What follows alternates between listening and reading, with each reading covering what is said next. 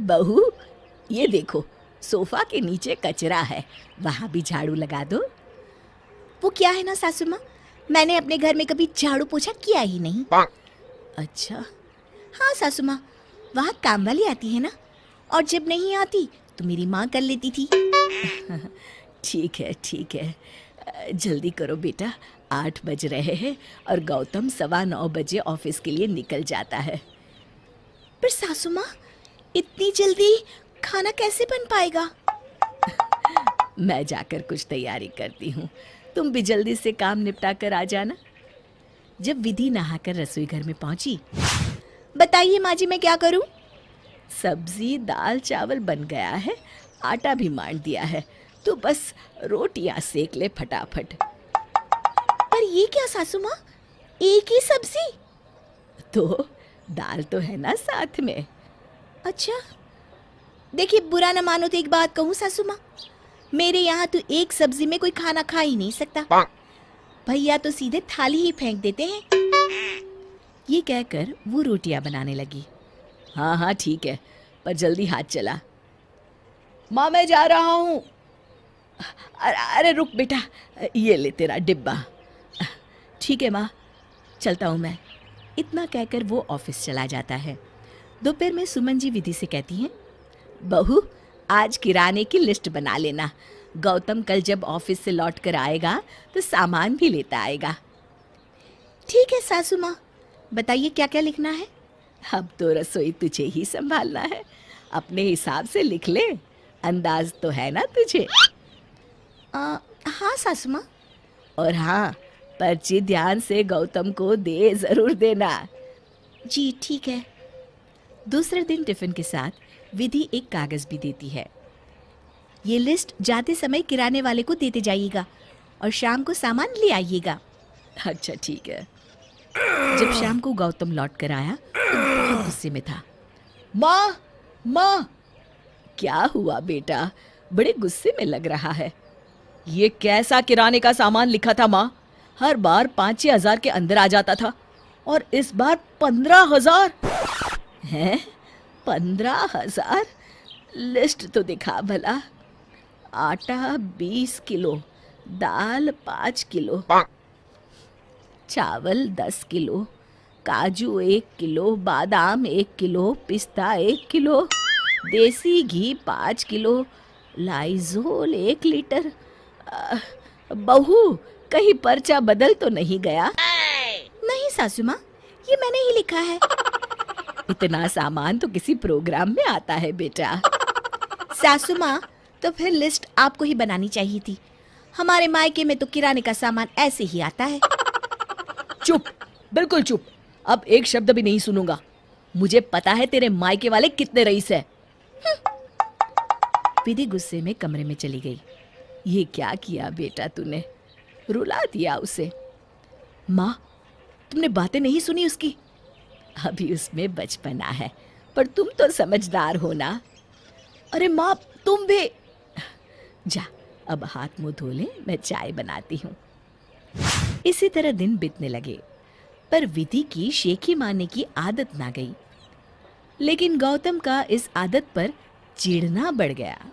एक दिन सुमन जी उसके लिए साड़ी लेकर आई। बहू, ये साड़ी लो। अरे वाह, तुम दीपावली पर इसी साड़ी को पहनना, हरा रंग तुम्हारे ऊपर बहुत अच्छा लगता है। सासू माँ, पिछले साल सेम ऐसी ही साड़ी मेरी माँ ने बर्तन वाली और झाड़ू पोछा वाली को दी थी। ये सुनकर गौतम को बहुत गुस्सा आया। वो कुछ बोलने ही वाला था कि सुमन जी ने उसे इशारे से चुप रहने को कहा। अगली सुबह गौतम ऑफिस के लिए तैयार होकर बोला, माँ टिफिन बना।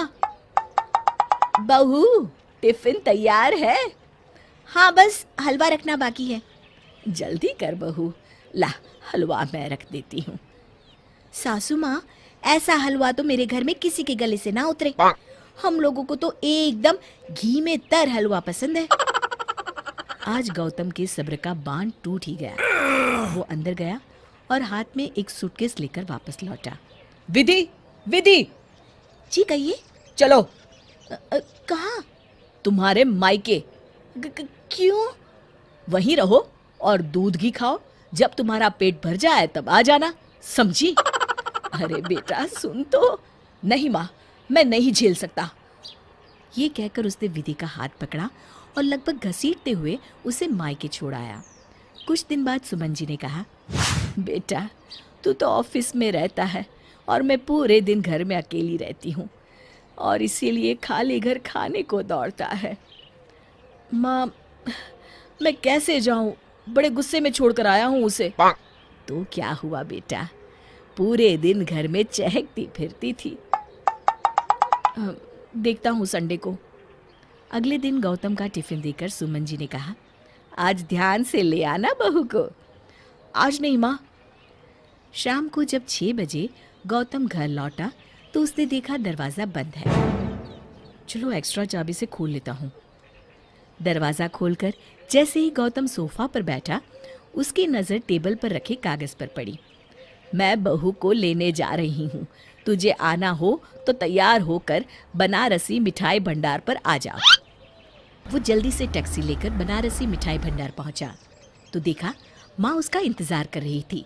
आ गया तू? मायके में सुमन जी से विधि की माँ ने कहा, कैसी रही आप लोगों की तीर्थ यात्रा? सुमन और गौतम एक दूसरे को देखने लगे। तभी विधि बोली, अरे मैंने ही माँ को बताया था कि गौतम जी आपको तीर्थ यात्रा पर लेकर गए हैं, तभी तो मुझे जल्दबाजी में यहाँ छोड़ गए थे। जी जी, बहुत अच्छी रही। फिर सुमन जी ने विधि की माँ से कहा, विधि से कहिए जल्दी निकलेंगे, नहीं तो रात हो जाएगी। जी हाँ, तैयारी तो हो चुकी है, खाना भी तैयार है, खा कर ही जाइएगा। खाना खाने के बाद सुमन जी ने कहा, खाना बहुत अच्छा था सबनन जी, मजा आ गया। तब विधि की माँ हाथ जोड़कर बोली, विधि ने बताया था कि हमारे यहाँ बिना 3-4 सब्जी और मिठाई के कोई खाना नहीं खाता, पर हमसे जितना हो सका उतनी ही व्यवस्था की। गौतम ने मन में कहा, अच्छा तो मैडम जी यहाँ अपने ससुराल की तारीफों के पुल बांधती है। घर पहुँचने पर सुमन जी ने विधि से कहा, बेटा ये अच्छी बात है कि तुम दोनों घरों की इज्जत बनाए रखना चाहती हो, पर याद रखो बेटा, ये झूठ की नींव पर नहीं होना चाहिए। मुझे माफ कर दीजिए सासू माँ, अब बात मेरी समझ में आ गई है। शिक्षा, पर हमें तारीफ उतनी ही करनी चाहिए जितनी सहज लगे।